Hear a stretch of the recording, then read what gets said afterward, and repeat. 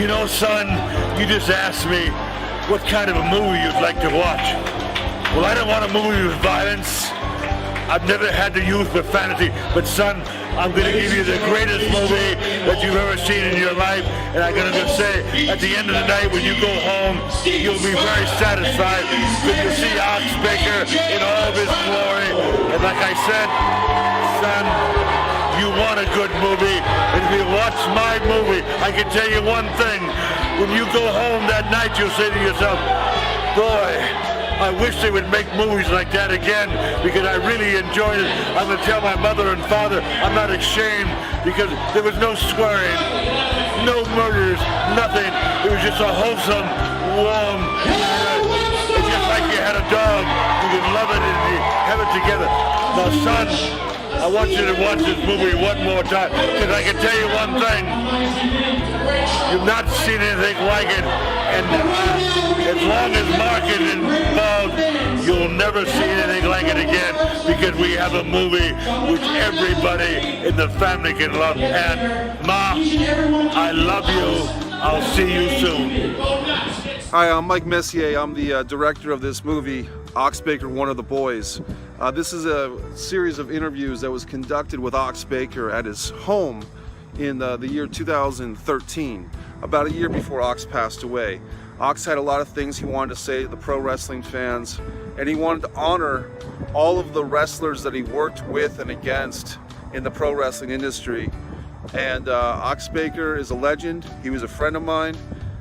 In the pro wrestling world, he was basically a father figure to me. And this one's for you, Ox, and for all the guys that you worked with and all the women you worked with too. Ox Baker is always going to be one of the boys.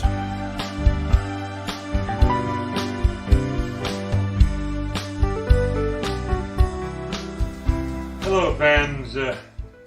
You know, a lot of times you get a phone call in the middle of the night and this guy passed away and that guy had an accident, or this guy, and you say to yourself, oh, well, I wish I could see them one last time or said goodbye to them, you know.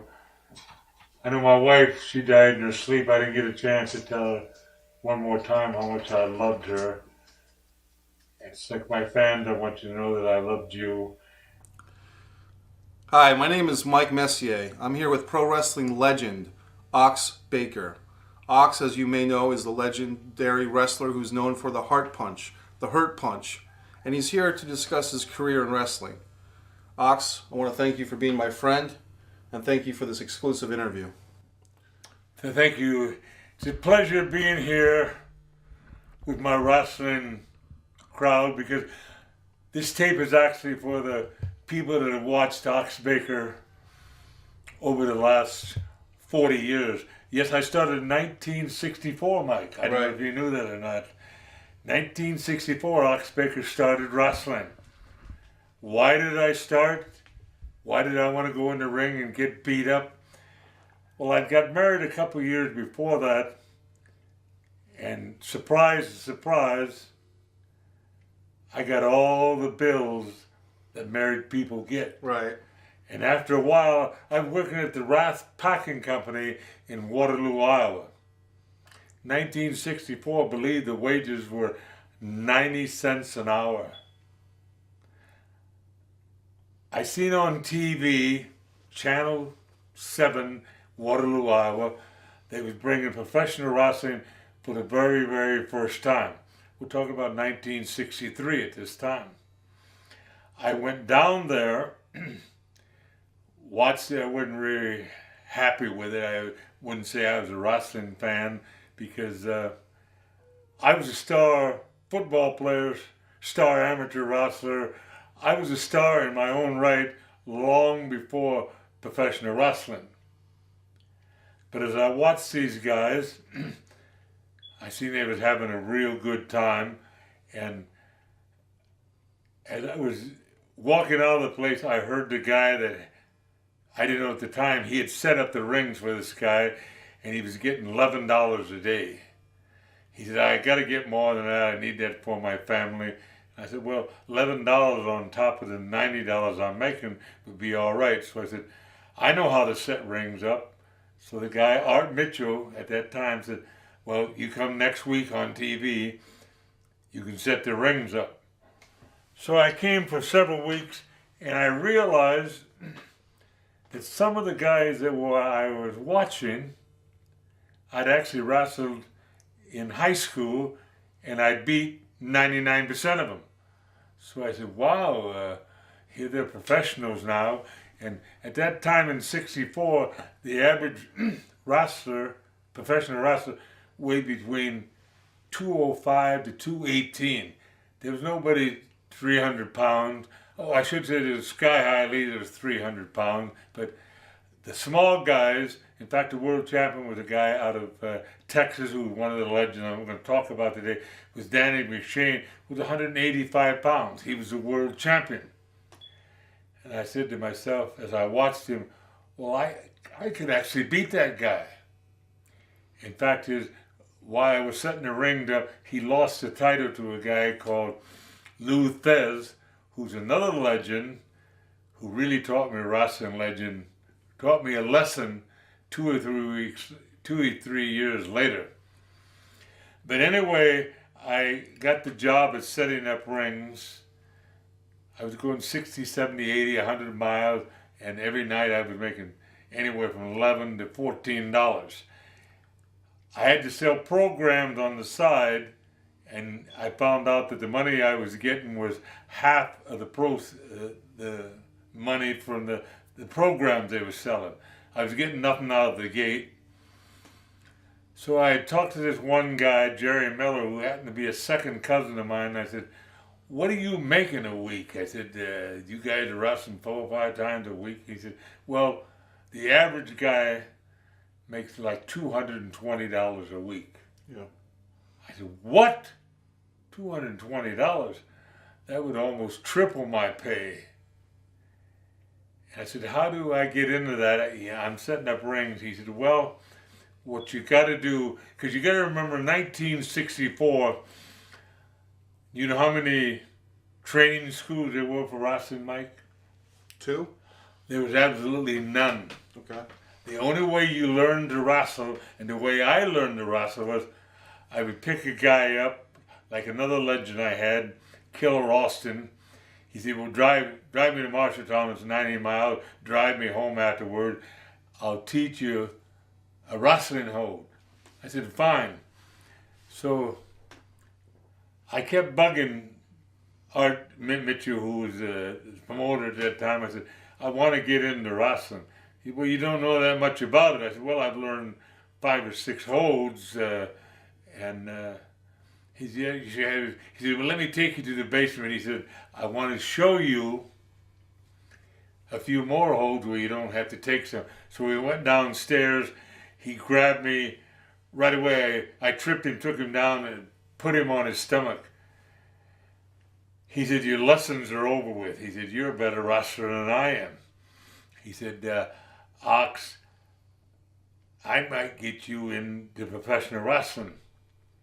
I said, well, I'm happy to do that, but I said, I don't want to lose my job. He said, well, let's work where you wrestle the odd time, you set up the rings for me, keep your job at the butcher shop, right? Right. And I forgot to tell you, at the time, 1964, I was actually 30 years old. I was at the age where most guys are quitting a profession, and here I'm starting a profession. Right. So I wrestled a few matches. I wouldn't say I was good. I wouldn't say I was bad. I was horrible. But lo and behold, one day they said, God, we need an interview out of somebody. And at the time I was using the bear hug to beat guys with, the ones I was beating. Most of the time I was wrestling 12 minutes, 15 minutes, where there's no winner. Right. In wrestling, that's called broadways. The draw. And I found out, like, the average wrestler at that time, and still is, didn't care about the wrestling fans whatsoever. Right. Well, wrestling fans, Ox Baker cares about you. I always said, without the wrestling fans there, Ox Baker would be making $90 a week at the Rath Packing Company. Right. So I started talking to him, and I got chewed out many. Why are you talking to the fans? They're goofs and that. I said, well, they don't seem. They just seem like the average people that want to get entertained. So the guy at announcer, I don't forget his name. This is 40 years ago. Said, Ox, we need an interview out of you. He said, well, like I said, you're using the bear hug, and he said, by the way, he said. You want to talk about your wrestling hold? I said, well, that's the only thing I know how to talk about, you know. So I got on TV, 1964, and he said, Alex, you're using that bear hug. And the announcer was real happy in that. And I said, yeah, I said, I learned it by going to movies. And I said, I'd see a tiger or a lion or something in the jungle or a human being, and it'd be a big, long snake. And all the shows in them days, the big long snake would grab somebody, grab a lion, the tiger, or the human being, and you know what he would do? He would squeeze all the snot out of him. Right. Oh my Lord, the announcer said. I went back to the dressing room, and the promoter, my first promoter, who's a legend also, Gus Karras, he said, Ox, you can't use that on TV. Yep. You know, in them days, you had to watch what you said. You couldn't really knock somebody or really say you was going to tear their arm off. But you had. I said, well, I'll never say that again. Well, that week, with me saying that, they had the highest ratings they ever had in 3 years. Right. The ratings went out of sight. And so the next week, they said, get on there and talk about your wrestling. So the guy happened to notice I had it's a funny story now, but it wasn't funny in them days. I got chewed out big time. He said, Ox, what do you got that rubber bag for? I said, well, I'm only getting $5 a night, so I don't have a wrestling bag, but I have this rubber bag. Went back to the dressing room, they climbed up. Why are you talking about $5 a night and a rubber wrestling bag? I said, well, that is the absolute truth. Right. You know? Right. So the next Monday they called me and said, you dumb, I won't say the rest of it, but come up to the wrestling office. And unbelievably, and I've laughed at it for over 40 years, the wrestling office, which was like 20 by 30 or 20 by 40, was filled up from the bottom to the top with suitcases. The wrestling people had heard that Ox Baker needed a wrestling bag. Oh, okay. So they went in their attic. Yep. In them days, there was such a thing as green stamps. Oh, yeah. Some were taking their green stamps and getting me a bag. Some of the bags were brand new. Some, all sorts of little ones, big ones. The promoter looked at me and said, you dummy, you can't say that you got a bag, bum, bum, bum. And he said, you pick out one of the bags. And for 7 or 8 weeks, they were selling suitcases out of that office. And I didn't find it out till years later when one of the guys that was working in the office told me, yeah, they sold every one of them, right? Right. And every time they saw me, they would chew me out over that wrestling bag. You should have said that you wanted a girl. Yeah, and so the next thing that happened, it's funny now, but it wasn't. I guarantee it wasn't funny in them. They said, "How come you don't sign autographs?" Right. I said, "Well, I got a wrestling bag right now, but I said I'm not making enough to buy a pencil or an Eversharp or a pen of any kind." Right. Monday morning, I got that call again. Yeah. They got hundreds and hundreds of cases of pencils, bag. And again, they told me, they kept some of them themselves because they didn't have any pencils themselves, but Yeah. they took them and they used them for many, many years. Right. The pencils, right? And, you know, it all wasn't funny in them days. I wasn't making enough to really eat 3 meals a day. I was eating one meal a day, and I cleaned that plate off. I guarantee. I'd ask for extra bread. Things were tough, Yeah. but again, being Ox Baker, I loved the wrestling business. I didn't ever think I was going to make big money. I didn't care about big money. I just loved I loved my fans. So, how life is, I went to the store when no one was looking. I picked up a steak and put it under my shirt. Was ready to walk out the front door, and about 4 guys with pistols said, "Stop right there, you dirty thief." So I stopped. They took me in the back room, and the guy lifted my shirt up. "What do you think you're doing with that steak?" I said, "Oh, I had no good excuse." So the owner of the place came in and said, "If you're that hungry to steal that steak, get your rear end out of here. Don't ever come back." Right. So the next week I was sitting there, and there was 4 or 5 fans who I talked to regularly. They took me aside and said, "Ox, we heard about the steak." Yeah. I said, "Oh, Lord." They said, "What we want to do is every week that you're here, you come over to this guy's house, get a meal, that guy's house and get a meal. We got a party the odd time. We'll bring you a sandwich, blah, blah, blah." And I found out that the wrestling fans, because I loved them, the wrestling fans loved me, you know. Yeah. And as time went on, some guys would talk in the back, say, "I got to do an interview today. I'm wrestling this guy and that guy, and I don't know what to say." And I said, "Well, I have an interview for you." "You do? Now, you know yourself in life, you can always take care of yourself. Some way or another you can take care of it. What about helping the other guy?" Right.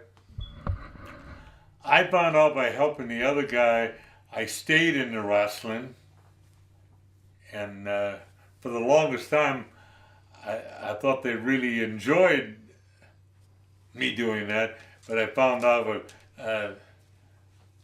he's just a smart aleck, right? He happens to be a good talker, right? Yeah. And finally, the promoter got scared. Like I said, "We're keeping you here because you're the best talker we've ever seen in wrestling." So these other guys, all they can do is about tearing someone's arm off and that there. And I would give you like, you probably want a typical interview I would do, right? Yeah, please. Okay. I'd say, I'm asking Big Bob Brown next week. Now, Big Bob Brown has a very good reputation. I've heard he's won 60 matches in a row. But my grandmother called up and said, "Ox, I just spent 3 hours making a strawberry rhubarb pie. Yeah. And I'm going to be listening in, and if Big Bob Brown beats you, you don't get a piece of pie." Oh, my Lord. I went out there, and Brown had to stop me several times and, "Why are you kicking? Why are you hitting so hard?" I said, "Brown, I don't want to lose that pie." Yeah. So that's the way I interviewed. I switched it around. And like I'm going to tell people right now, 40 years of wrestling, even interviewing, I didn't have to curse to do it. Right. I just used the plain Iowa farm boy language, you know what I mean? Yeah. I'd be wrestling this guy here, and a lot of times you were told whether he was going to win or lose at the time. And so if I wasn't going to win, I didn't care. I would just get up afterward and say, "Give me another chance," to the guy. And if I would win, I would win the matches. So I never worried about that. So many guys worried about this guy or that guy.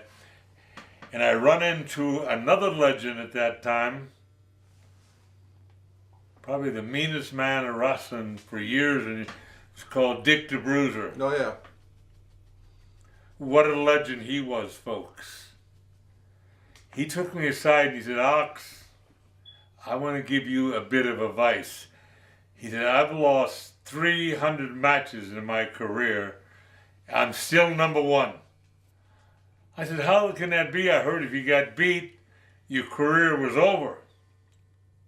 And Dick the Bruiser said, what I would do, I'd get beat 1, 2, 3 in the center of the ring. I would jump up and say my shoulder was up.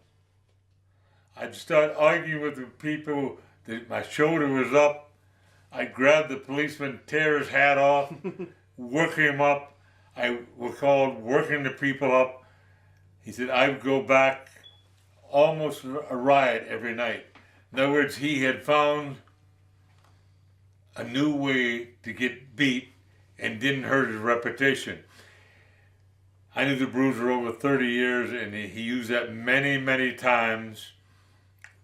And he actually took me aside and he said, Ox, I have a great reputation. Dick the Bruiser, for 30 years, been in wrestling, and I beat them all. World champions, I beat them all. He said, as long as you can talk the way you'll never see a program where Ox Baker got beat by Dick the Bruiser. We might fight out in the audience. We might both get disqualified. We might knock down some old woman. We might tip someone in a wheelchair, which we did a couple times. Yep. But I will not beat you. And at that time, he became my lifelong friend, you know. And at the time, he had another legend called Wilbur Snyder. Oh yeah. Wilbur Snyder, seeing how Dick the Bruiser was playing up to me, he never liked me. But one night we had a match with Wilbur Snyder, and he said, I've been a great amateur wrestler, he said. I said, I wrestle a little bit of amateur too. So he said, well, I'm going to take you down, and that's 2 points. I said, yeah, you're right. So he got out there, he took me down, and he yelled to the crowd, I got 2 points. I stuck my arm behind him, pushed my body. I went behind him. I said, folks, I got 2 points too. There was no winner. We only had 3 or 4 matches together because he was in another category. Yeah. But he told me afterwards, he said, Ox, he said, I never realized you could wrestle like that. I thought you were just a big clown. I said, well, I've got through wrestling with the Ox gimmick. He said, well, you got to give that up. You got to be the rugged guy. And there was a guy from Australia at this time, Johnny Boyd. He said, Ox, here you are. Because in my first matches, I hadn't shaved my head. Okay. I didn't have the eyebrows. I didn't have the beard. I just a big semi-bald head. And Johnny Boyd took me aside and said, Ox, we're going to shave that head. You're going to pull on them eyebrows because they're thick. Right. And so I started pulling on them. And after a while, they stayed up. Yeah. I grew the beard down. And I thought I was looking mean. And then my second cousin, again, he said, Ox, you know, your mustache is several colors. Right. We want to make it coal black with your eyebrows black. So I started that in 1971. Darkened my eyebrows, darkened my beard. And the very first night I walked out there, someone, look, it's the devil.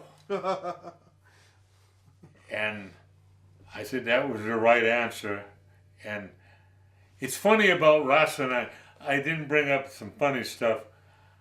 The first time I walked out there, I hadn't wrestled a bit.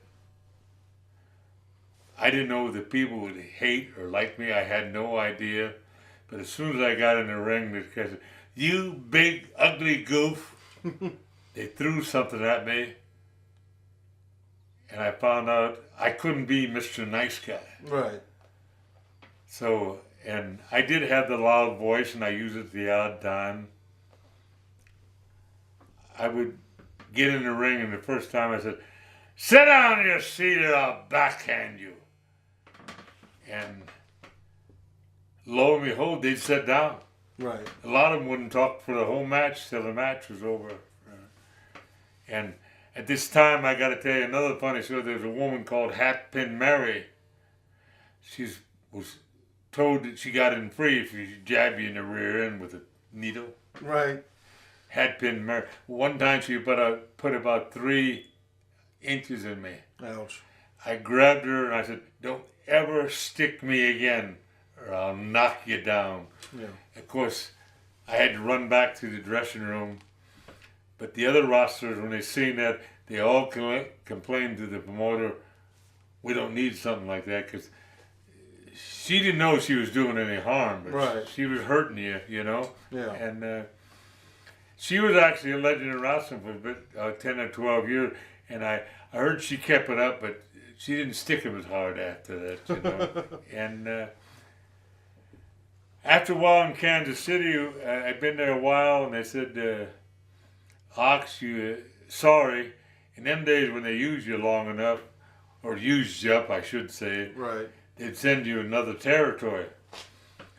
So they sent me down to Tennessee, and Nick Gula said, "Where you been? I got you involved in 5 matches," and they was all over the place in Rome, Georgia, Savannah, Georgia, all over, and I was spending about $120.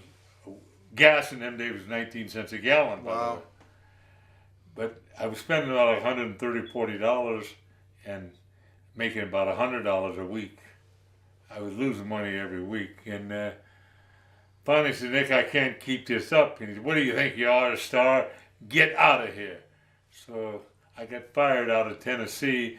But I had a guy from Texas said, "There's a guy there, Marty Siegel, who's a legend too.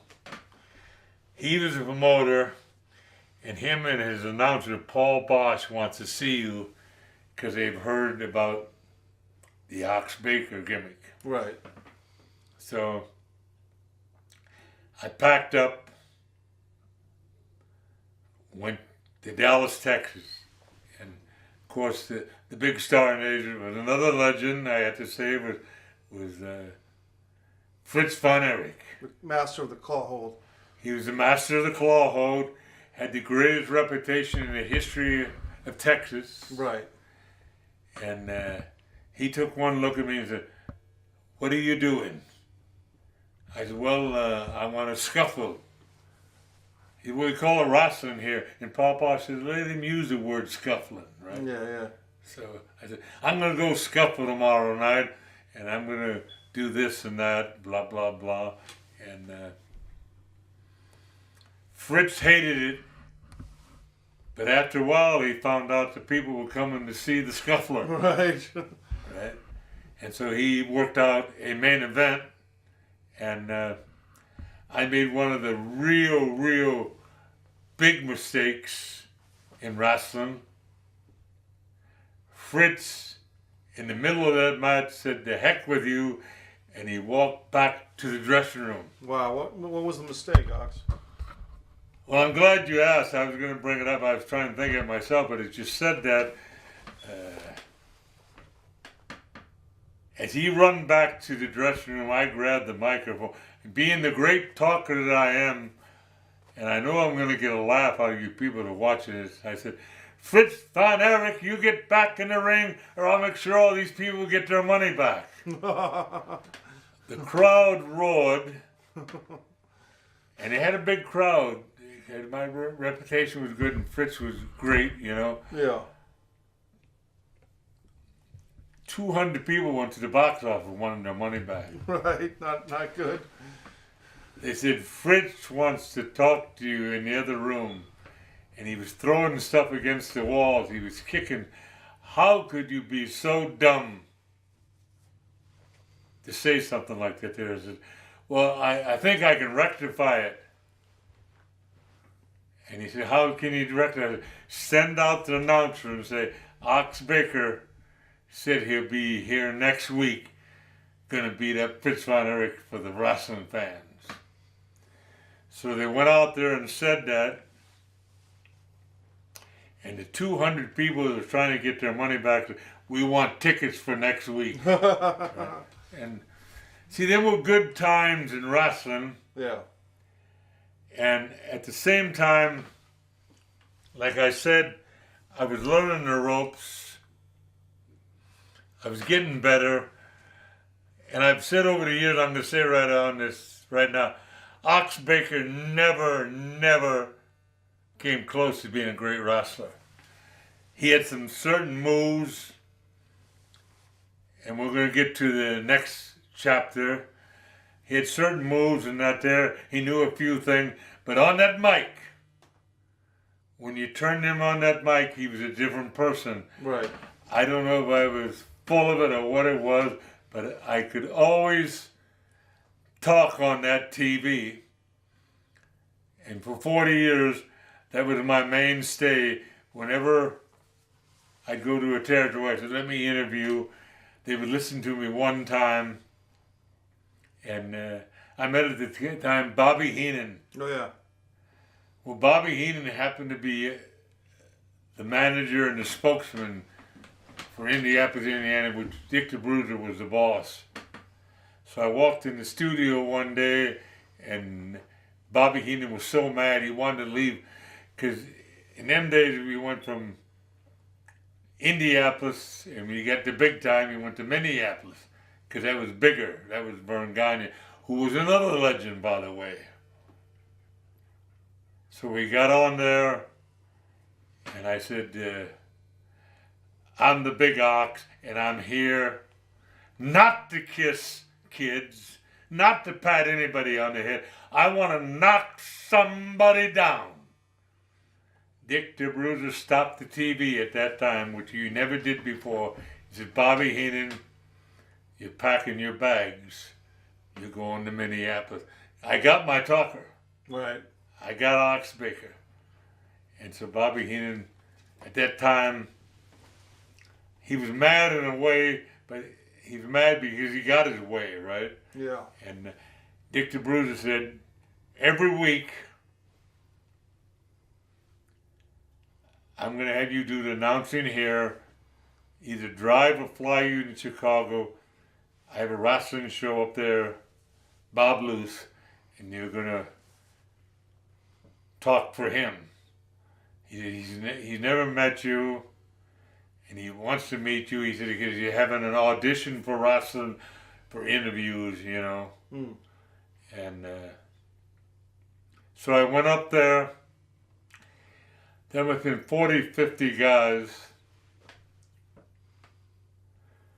Each and every one of them interviewed one after another. Finally, Bob Luce, who was very, very hyper, threw his pencil down, kicked the chair, and said, I'm sick and tired, can nobody interview, right? Right. And I said, you haven't heard me yet, Bob Luce. And he said, big boy, I'm with the Ox. Well, let's hear your line. He said, because I've heard all these guys, how good and bad and all. I said, yeah, I've heard them too. I said, they've all missed the point, you know. And so he said, I want you to interview. Do you mind if I give the interview at this Please time? do. I said, there's a lot of guys in wrestling today that knows how to wrestle. I don't know if I know how to wrestle. All I know is I like to get somebody down and kick them in the face. Anybody can hit somebody standing up, but it takes a great, great man to kick somebody when they're down. Right. I walked out of there. It was deadly silent. He yelled, burn that rest of that tape. He looked at me and he said, Ox Baker, "You're my interviewer." He said, "I've never ever heard it done that way before." Right. Right. And he said, "The guy that's running the TV station doesn't even like wrestling. He wants to quit it. He wants to pack up, wants us out of here." I said, the guy that slammed the door when I first come in? Yeah, that's the guy. I said, "Give me that mic back." So the guys all sit down. I said,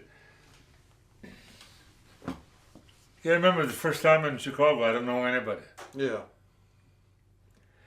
I said, "I heard there's a TV announcer here, or manager, that doesn't like wrestling. Well, I want to tell him right now, every week that I come here, I want him to slam that door again and don't come out until I've left the building. Do you understand? Because I'll knock that door down. And you know the next thing I'll knock down?" Bob loose and nobody could say anything. The guy come running out there. "You think you're talking to me?" He said, "Yes, I'm talking to you."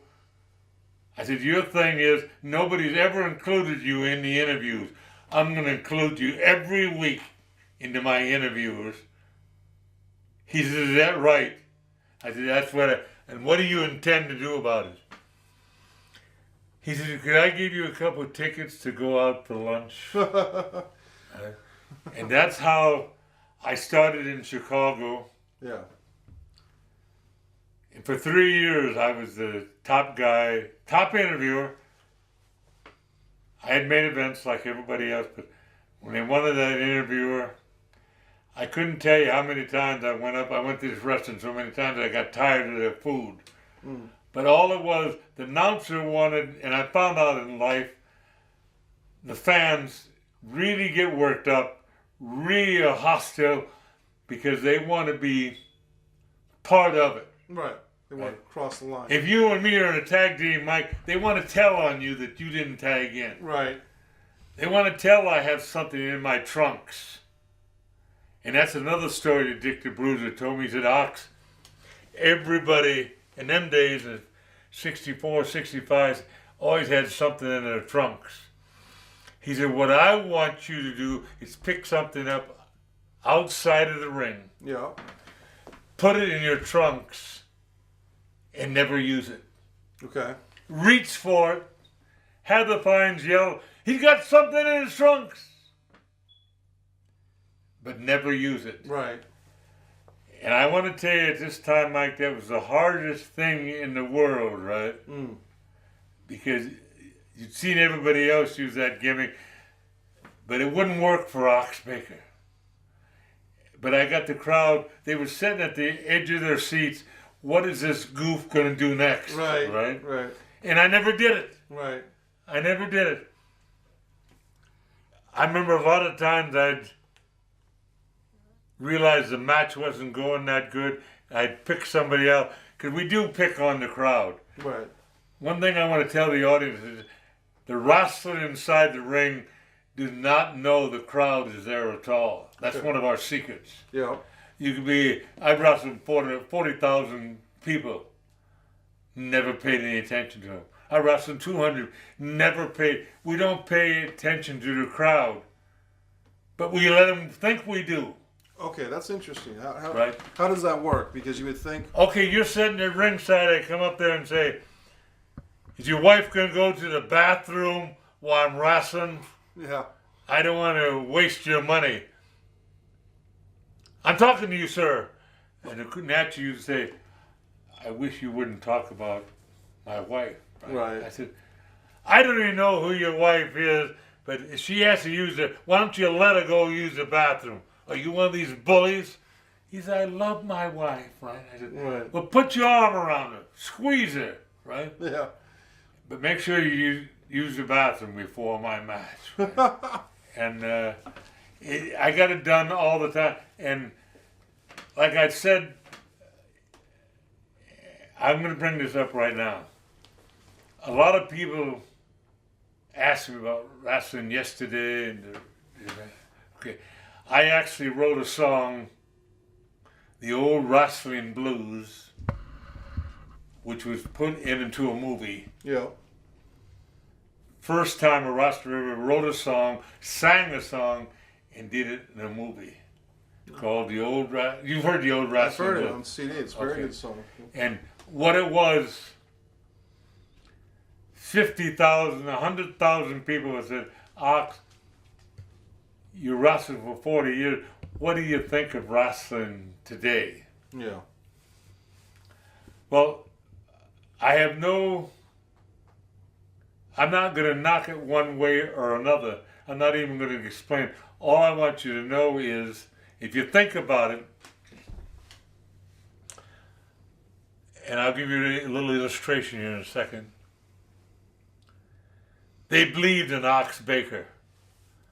When I would yell, sit down to the guy in the first row, the guy in the ninth row would sit down. Right. If they told him to sit down today, the people would laugh at it. Right? When the Sheik would cut somebody's head open, because we do cut our head open, the people would scream and holler, because sometimes he cut deep. Yeah. They actually believed what was happening. We made believers out of it. And like I've said for years, when I started in 1964, the price of a match was $1.25. It was harder to get $1.25 in them days for a match than it is $100 today. Right. So we always said to ourselves, I'm going to do enough. I'm going to work them up enough to where they get their $1.25 worth. And I always raised my hand and I said, I'm going to do enough where they throw a can upside of my head. I'm hoping it is empty. Right. And I want you to know, I got many a can upside the head. I got a lot of them that wasn't empty. Yeah. And the only reason that I didn't like that was the first time someone missed to hit one of the people in the audience. I felt so bad about it. I made sure that guy got a pass for the next 5 matches, Sure. you know. Yeah. We didn't want the people in the crowd to throw things if someone else got hurt. Right. You know what I mean? Yeah. And that's what happened. Yes, and it brings up another funny story, which I have to tell, but the wrestling fan, throw a can at me, yell at me, shake your fist, tell me you're going to beat me up, you know? And I was doing another movie, I think it was Golden Earrings, and the camera guy sort of was a smart aleck, kept saying for 2 days, because we did a 3-day shoot, you know, sometimes a 3-day shoot. Yeah. He could, that wrestling is so funny, I can see through that. They're not punching, they're hitting each other, you know. So I was wrestling a guy, and the camera guy came up close, real close, saying, yeah, I want to get close to these phonies, right? Right. As he got closer, he was about a foot away from me, and I told the guy who was choking at the time, I said, duck. And I drove my fist right in this guy's face. Right. Knocked him down, his camera went up in the air. I got chewed out. That guy didn't show up again. Right. Wrestling today, because of the new way they're doing it, and I have nothing about that, because I went to matches lately, you have too. The people are getting entertained a different way. Right.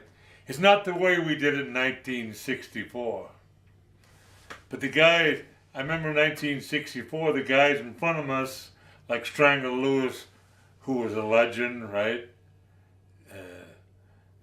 Orville Brown, who was a legend, they'd put a hold on for a half hour, 45 minutes. Right. That's the way they wrestled in their days, right? They'd go an hour, one hold was 40 minutes. We found out that we call it catch as catch can, one hold after another you know. And in fact, another funny story is I went to Texas. Now I went to Florida, Yeah. and another legend, Eddie Graham, smartest man I ever met in wrestling. I said, I can't lose any matches. I got a big reputation. He looked at me, took a big swallow of whiskey at that time. I remember that. He said, well, you won't lose a match in my territory. I got you for 6 weeks. 5 weeks later, I grabbed Eddie Graham. I said, Eddie, you got to do something. He said, what? I said, every night you got me in 45-minute matches where there's no winners. Right. I said, how do you think? I said, I wore myself down. I said, sometimes I'm so tired. They had the main event after me, and they showered and shaved and went home, and I'm still sitting there trying to catch my breath. Yeah. 45 minutes is hard. And I said, the only reason I got by was I had other guys that were going 45 minutes, and they say, Ox, we got to do it the old way. I'll grab your arm, Mike, for 15 minutes. You think I'm trying to tear it off. 15 seconds for me. And then after 15 minutes, I'll have you kick me, you grab my arm, Right. and for 15 minutes, you try to tear my arm off. And that's how we got through with them matches. Yeah. But the last 10 minutes, we wrestled regularly, up and down, and 45 minutes. We wrestled 7 nights a week. So he said, I'll promote you so that you never lose while you're here. And then he had you go these long time limit draws And for that's 5 weeks instead. I'm glad you said that, because that's exactly what Eddie Graham said, and he looked me in the eye and took another shot of whiskey. Yeah. He said, Ox, did you lose any matches? Right. You didn't ask to win every match. You just said you didn't want to be a loser. Right. I said, don't pay attention to my big mouth. He said, well, you got one more week, you know. Yeah. And then you can start losing if you want now. So, yeah. So that was the difference in wrestling today and yesterday. They still sell out crowds. I went around to both casinos where they wrestle. Yeah. I went to a lot of their shows. They're all sellouts because the wrestling fans, I guess wrestling is kind of a sport that, unlike football, soccer, basketball, there's no timeouts. Right. There's no stopping with the umpire, right? Yeah. There's no checking a football out. And if a guy's hurt, you keep working on it until he gets back up and makes that big comeback. So wrestling is a different sport. And I think, I don't know if I'm right, I believe over the years, wrestling has drew more people than any other sport. I probably agree with that. Now some sports are 3 months, 4 years. The only sport there is that's year-round is wrestling. Yeah. So when the football players are resting up over the week, the basketball players, the baseball players, hockey players, they're taking that 4 to 5 months off.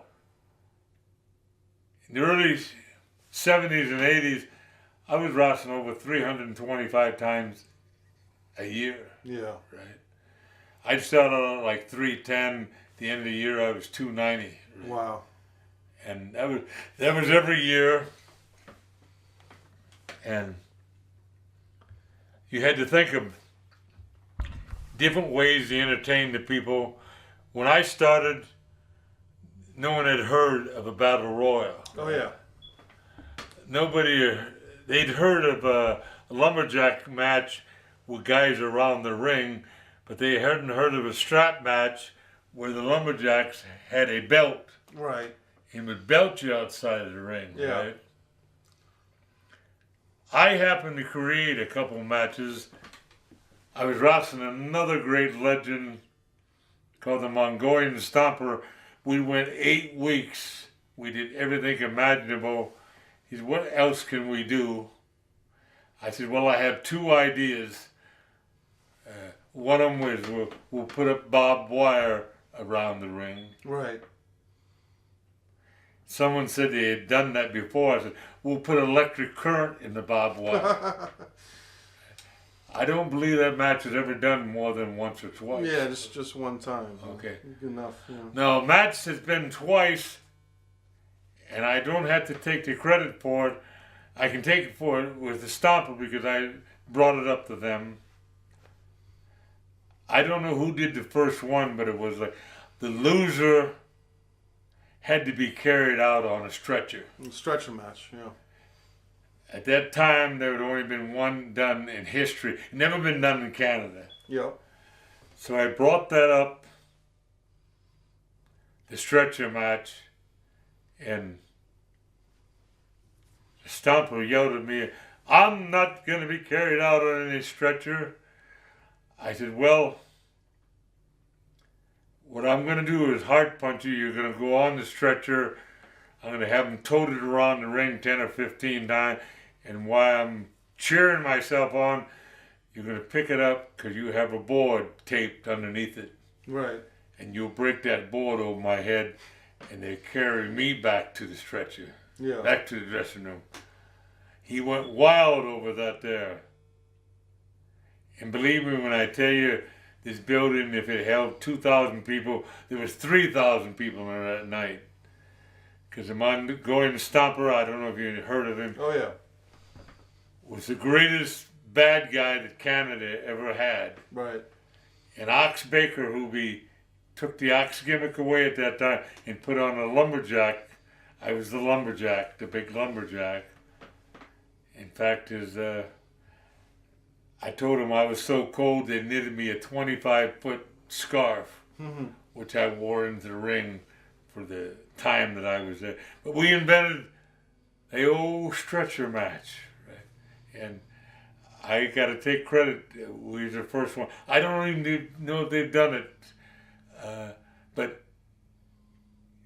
another legend, Stu Hart, who made me scream a few hours down in his dungeon. He made sure there was a current in that electric fence match. He Nice made guy. sure me and the Stomper run into it a few times. Yeah. And, you know, as I think about my fine career, I've mentioned a few legends, and I'm going to do another episode where my next episode is the legends of wrestling I met. Because the purpose of this interview is, I didn't tell you that, I don't know if I told you, Mike, I think it's time for Ox Baker's final bell. And I'm doing this now because I want to get it on tape. I want the people to know about it. I want them to say, Ox Baker said goodbye to all his wrestling fans, all my wrestlers that I knew. Ox Baker never met a wrestler that he didn't like. Yeah. I want to tell you one thing right now, never did. They didn't all like me. Jealousy had a lot to do with it. The cliques, which I never could get in, had a lot to do with it. Promotions had a lot to do with it, but I never met any wrestler, never met any of the fans, and they kicked and shoved me, and like I said, some of the cans were full. Yeah. But I loved every one of them. And when I go to the matches, I watch them. I went in the dressing room lately, a couple of times I had to tell a guy, why did you yell at that guy? Well, he was making, I said, that guy paid his way in. Right. Right. I never did that to the fans. In fact, as I talk about the full cans, a lot of guys said, hey, that can was empty. And the next one wouldn't be empty, right? Right. And I remember I stopped one night, I got to tell this story. woman had a big glass of champagne, dressed up to the hilt. And I said, lady, I want to go back to check your body over later. And I chug-a-lugged that champagne. And, I made a bet with somebody I could make her curse. Okay. I drank her champagne and said, have another glass for me, honey, when I get out of the ring. For 10 minutes, she called me every name in the book. Right. She smashed all the glasses she had there, right? Took all the champagne off the tables. And you know what was happening inside of my body? I was laughing and giggling, right? Right. Because I got it done. I didn't touch her. I didn't grab her. I didn't squeeze anything. I drank a glass of her champagne. Right. And you probably want to hear about my legends, don't you? Yeah, we can do that. And I want to tell you another one of the reasons why we're doing this interview, which will come up later. Right now, I'm real thirsty. Okay. I had to stop and get a drink, if you don't mind. You guys did an impressive. Whoa! Look at that. No, it's real. Look. Wait. Lady. Hello. Look.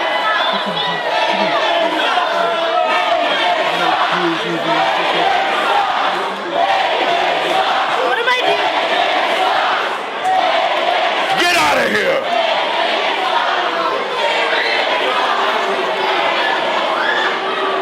I suck as much as Webster.